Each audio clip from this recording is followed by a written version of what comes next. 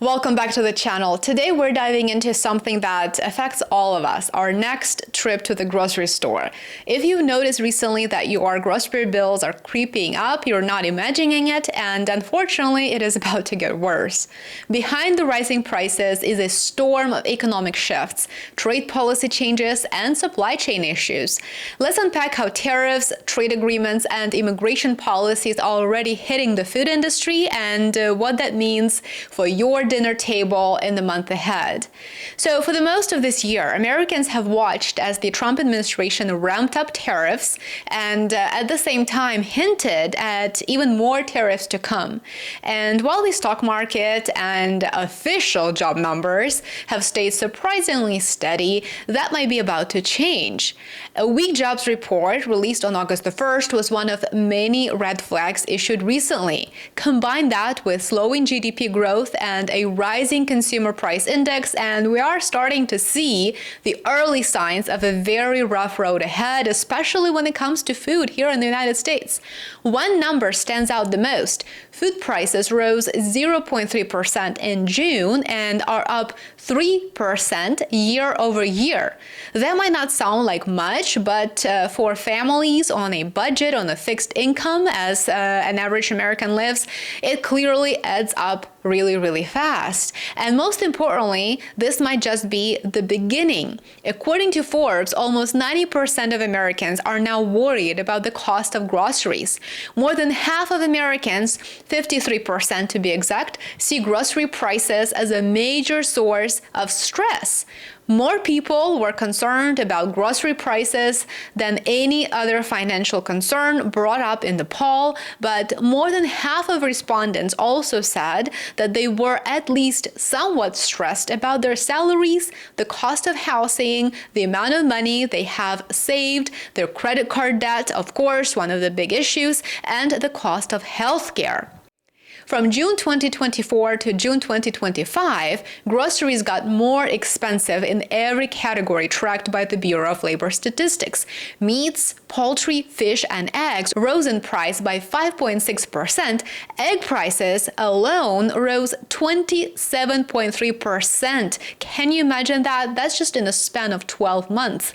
At 3%, the cost of food is rising faster than the overall inflation rate as measured by the Consumer Price Index at 2.7%. Thanks to trade deals like NAFTA and the United States-Mexico-Canada Agreement, most agricultural products from Mexico and Canada come into the United States tariff-free, duty-free in other words. In fact, Mexico and Canada now supply over $75 billion worth of food to the United States every single year. So anyone who supports waging an economic war on these two neighboring countries ought to think twice. In fact, the Trump administration should have thought twice before imposing tariffs on the countries that we so heavily depend on for our basic needs, the very basic needs, before even having the capacity to replace those imports with domestically produced items. One of the issues is that the United States doesn't have the capacity to replace those items at an equal or lesser cost. In other words, making a political statement was far more important to Trump than your survival, and it's as simple as that. But with the Trump administration calling the United States-Mexico-Canada agreement a, quote, transitional deal and pushing for renegotiation, that trade stability is now in question. If tariffs do expand further, American importers will be effectively responsible for paying new fees as the importer of record. According to USDA, in 2025, before tariffs even go into effect, this is before tariffs go into effect, mind you, prices for all food items are predicted to already increase by 2.9%, with a prediction interval of 2.2% to 3.7%. Food at home prices are predicted to increase 2.2%, with a prediction interval of 1.1 to 3.4%. And the next category, food away from home, is expected to increase 4%, with a prediction interval of 3.5% to 4.4%. It's not just about tariffs either. For example, a new 17% anti-dumping duty on Mexican tomatoes took effect in July. That's just one item, but it affects hundreds of businesses, thousands of jobs, and millions of grocery baskets here in the United States. Agriculture isn't like selling widgets. You can't ramp up production overnight.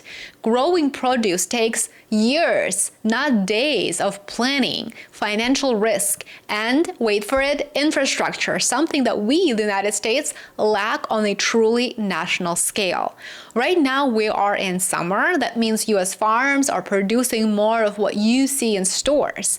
But when winter comes, we rely heavily on imports from Mexico and Canada to keep shelves stocked. It's quite likely that in just several months, American consumers will start to feel real pain. Fewer imports, higher costs, and more empty shelves. And all of that is courtesy of current trade policies. Some of American farmers have started to scale back their growing operations by farming only a portion of their available acreage. And that is something that is very, very important to understand, because as we reduce our imports, because duties are now higher, so of course importers are less incentivized to import more, demand remains the same, but our domestic producers are actually struggling because the US economy is slowing. So domestic producers do this to conserve cash for the next couple of years. As anyone now understands, volatility and instability will only worsen. They're here to stay. Less farming means less food and, of course, higher prices. The uncertainty is just too high and the risk is too great. Without a predictable trade environment, even experienced American growers are pulling back. There is another piece to this puzzle which should not be ignored, and that is labor. Even before tariffs, U.S. agriculture was struggling with labor shortages. Right now, immigration crackdowns have made it worse. And yes, before you say anything, we do need to impose immigration laws.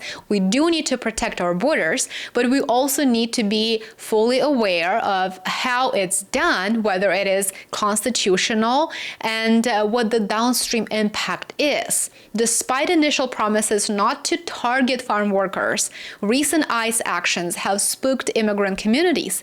Whether you like it or not, without that workforce, even domestic farms are scaling back. That's just the truth, whether you like it or not.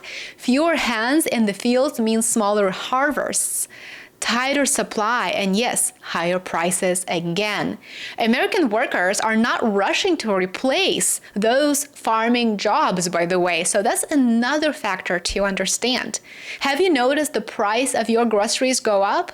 Let us know in the comments below. We would love to hear from you, and I would love to hear your thoughts on the subject.